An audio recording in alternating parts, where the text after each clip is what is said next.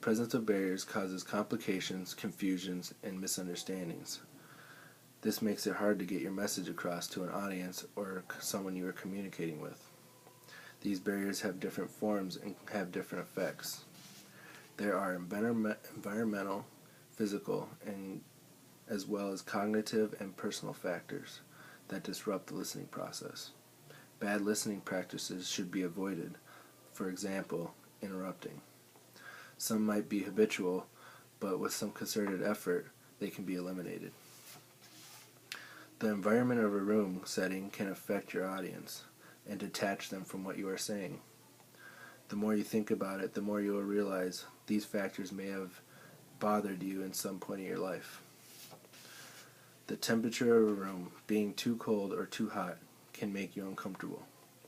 The placement of seating, like being too far away, can distort the hearing. Closer is better for hearing and direct eye contact, making listening easier. Sounds in your environment, sometimes you can't be avoided. Even though you have good eye contact in close proximity, a loud air conditioning or outside noise like construction can distort it. Physical noise, like environmental noises, physical illness, injury, or bodily stress, something like colds or headaches, from also to a broken leg. Psychological noise, coming from our psychological states, like our moods or level of arousal, can be positive or negative. With an unbalance, creates barriers. Positive, like being in love or looking forward to a huge event coming soon, can be distracting. Negative, like stress from losing a job or an upcoming surgery. According to our textbooks, sometimes physiological and psychological noises can work together, creating fatigue and mental anxiety. We are complex enough to process more than one thing at once. Being able to process this, more than one thing at a time, has its advantages and disadvantages. Some ways we do this is through selective attention and response preparation.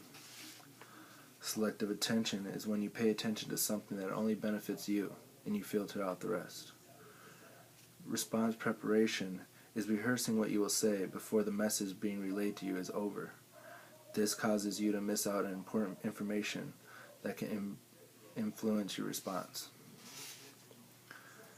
Bad listening practices. You might find yourself or your friends doing these types of listening practices. Everyone does this often, and without knowing, it happens during a conversation.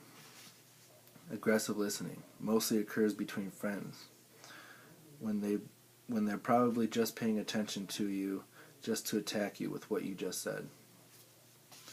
Narcissistic listening usually involves a form of self-centered and self-absorbed listening in which the listener always turns it on themselves, this resulting in always one-upping your speaker. Last is pseudo listening. This one we've all done at maybe a family function or family event when that annoying relative with all the stories always tells the same thing over and over again, and you pretend to listen, calling it fake listening. Now that I've talked about barriers that affect listening, we will talk about how to improve listening.